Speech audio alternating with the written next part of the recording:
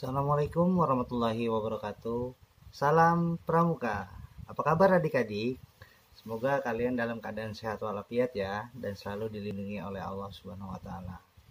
Baik adik-adik, hari ini kita akan membahas tentang biografi Kiai Haji Agus Salim, Bapak Pramuka Indonesia, dan sejarah singkat Pramuka Indonesia. Ya, tolong disimak dan nanti dicatat dan dikirimkan tugasnya ke nomor yang nanti saya share ya.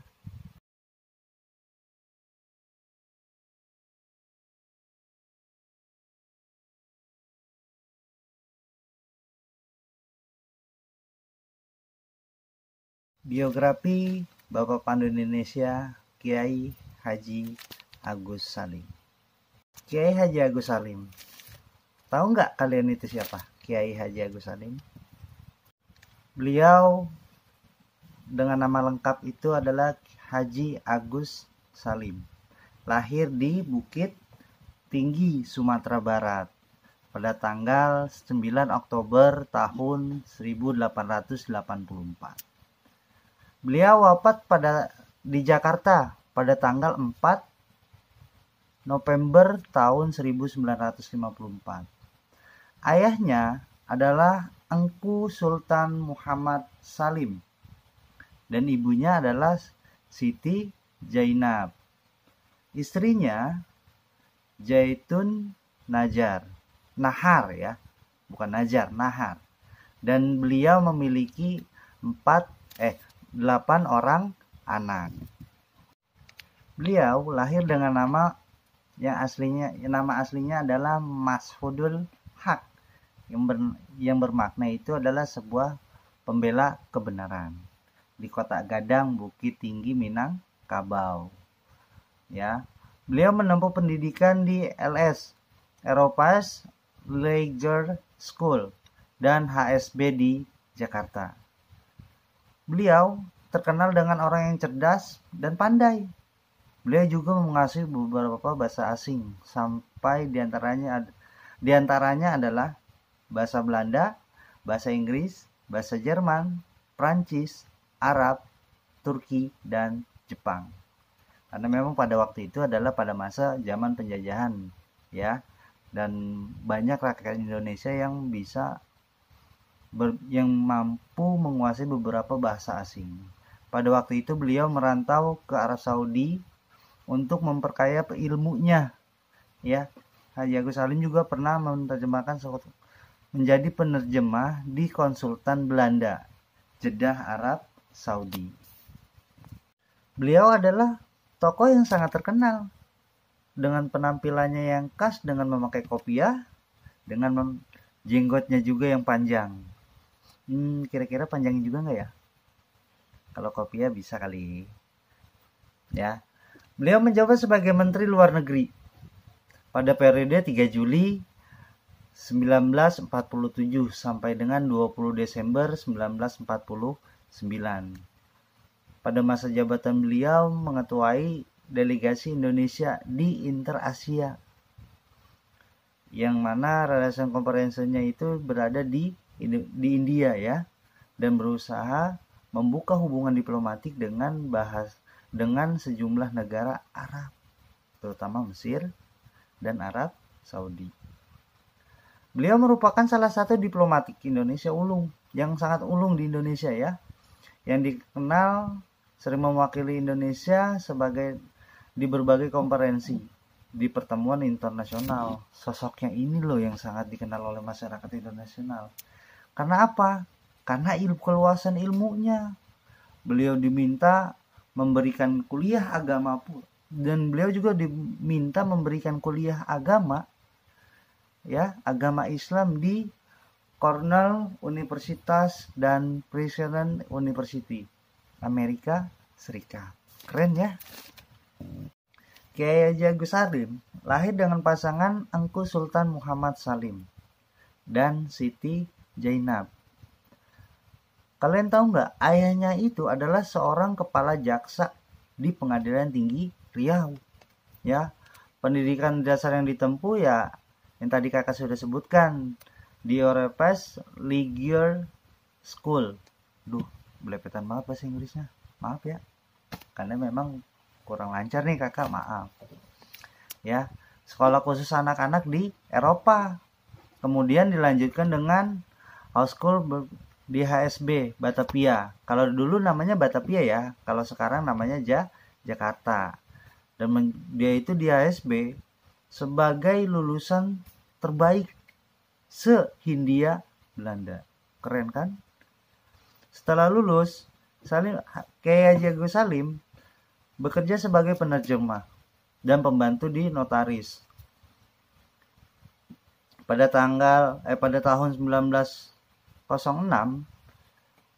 beliau berangkat ke Jeddah, Arab Saudi untuk berkonsulat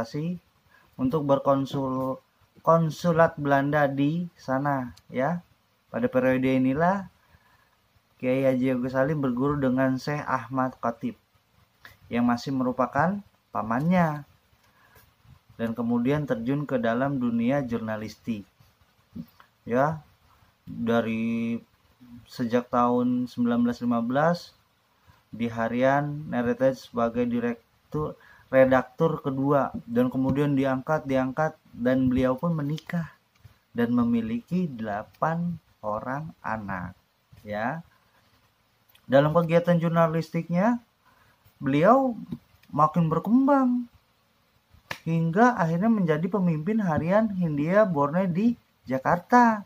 Kemudian mendirikan sebuah Fajar Asia, selanjutnya sebagai direktur harian Mustik di Yogyakarta ya.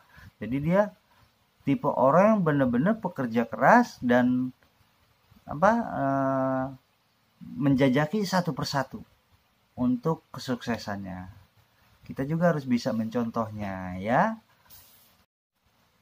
Jadi setelah mempelajari tentang Bapak Pandu Indonesia, ya, perjalanan pramuka di Indonesia itu sangat panjang. Yang mana kenapa Hari Pramuka diperingati setiap tahun pada tanggal 14 Agustus merupakan singkatan dari Pramuka itu merupakan singkatan dari Prajamu Dakarana. Ya.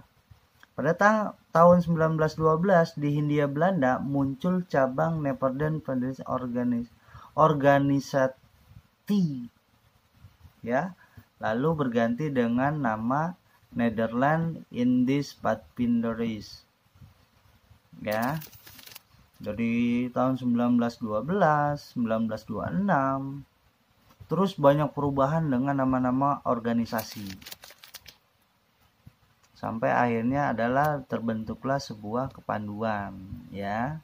Sedangkan sejarah berdirinya pramuka di Indonesia ya, kalian sudah jelas bahwa pramuka itu adalah kepanjangan dari Prajamuda Karana, yang mana sebuah kegiatan pendidikan yang non formal yang mengembangkan skill ya dalam bentuk kegiatan yang menyenangkan untuk membentuk sebuah karakter. Sejarah pramuka di dunia sudah dimulai sejak abad 20 dan sudah jelas di minggu lalu yang kakak jelaskan itu adalah pendirinya Lord Robert Stephen Smith Baden-Powell. Di Indonesia sendiri itu baru diresmikannya pada tahun 1961. Ya, setelah gerakan pramuka di Indonesia mulai tahun 1912, cikal bakalnya pramuka Indonesia adalah didirikannya dengan Nederland Padvinderies Organisation atau NPO ya, yang dibentuk Belanda. Kemudian pada tahun 1916 organisasi berganti dengan Nederland Indisch Padvinderies Vereniging atau NIVUN ya. NIP. Pada tahun 1916 juga dibentuklah sebuah organisasi kepemudaan ya yang dibentuk oleh bangsa Indonesia. Lalu usai peristiwa Sumpah Pemuda, kian banyak organisasi kepanduan yang dibentuk yang bernapaskan nasionalisme dan keagamaan ya. Setelah proklamasi Indonesia, dibentuklah Organisasi Pandu Rakyat Indonesia pada tanggal 28 Desember 1945 di kota Solo. Organisasi ini satu-satunya adalah wadah kepanduan tempat anggota kepanduan Indonesia bernaung. Menginjak pada tahun 1961, telah ada sekitar 100 organisasi kepanduan di Indonesia yang tergabung dalam 3 federasi, yaitu ada yang IPindo, Popindo, dan PKPI, dan banyak yang lainnya. Namun, menyikapi kelemahan yang ada, maka kegiatan federasi tersebut menjadi satu, membentuk Persatuan Kepanduan Indonesia atau Perkindo. Lalu pada tanggal 14 Agustus 1961 secara resmi Gerakan Pramuka diperkenalkan di seluruh rakyat Indonesia, tidak hanya di Jakarta, namun semua di seluruh Indonesia. Di ibu kota Jakarta terdapat apel besar yang diikuti lebih dari 10.000 anggota Gerakan Pramuka, dan setelah itu melanjutkan dengan pawai mengelilingi Jakarta.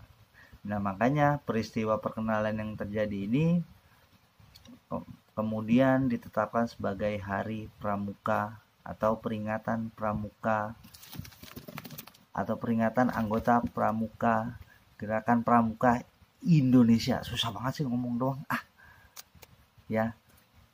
Jadi mohon ditelaah ya kata-kata kakak yang salah ya. Maaf. Jadi pada tanggal 14 itu memang diperingati sebagai Hari Pramuka. Sebelumnya gerakan ini dinamakan Gerakan Kepanduan ya. Jadi sebelum menjadi Pramuka itu namanya adalah Kepanduan, Gerakan Kepanduan. Banyak organisasi-organisasi kepanduan ya. Di dunia gerakan kepanduan ini dikenal dengan sebutan Scout atau Scouting Movement atau gerakan kepanduan yang dicetuskan oleh Letnan Jenderal Robert Stephenson Smith Baden-Powell yang kita sering sebut itu dengan Bapak Pandu Dunia ya. Lalu seiring waktu gerakan Pramuka menyebar ke santero dunia dan diikuti negara-negara lain, tidak terkecuali kita ya, di negara kita di Indonesia. Sampai di Indonesia, gerakan tersebut akhirnya menjadi Gerakan Pramuka. Setelah keputusan Presiden RI nomor 238 tahun 1961 tanggal 20 Mei 1961 tentang Gerakan Pramuka. Nah, mungkin hanya itu aja yang bisa kakak bahas. Mohon maaf nih karena kakak agak nggak terbiasa kali ya, karena dengan tampilan di video seperti ini jadi kaku. Mudah-mudahan ya segera kita ada pertemuan tatap muka dan COVID ini segera berakhir. Oh iya, jangan lupa untuk tugas kalian tolong kirim ke nomor yang ada di atas ya, yang di atas tuh di nomor kakak yang itu bisa WhatsApp atau kamu bisa kirim ke lewat email, bebas. Tinggal kamu foto tugas kamu lalu kirim ke kakak ya, tinggal dipoto aja. Sama yang minggu-minggu lalu ya, mohon maaf kalau ada yang belum kirim, tolong dikirim ya. Terima kasih sekali lagi, mohon maaf, mungkin itu aja yang bisa kakak sampaikan. Jika ada kata-kata kakak yang salah mohon dibuang atau jangan diikuti. Yang benar tolong disaring untuk kamu mencerna materi tersebut ya. Terima kasih. Assalamualaikum warahmatullahi wabarakatuh. Salam Pramuka.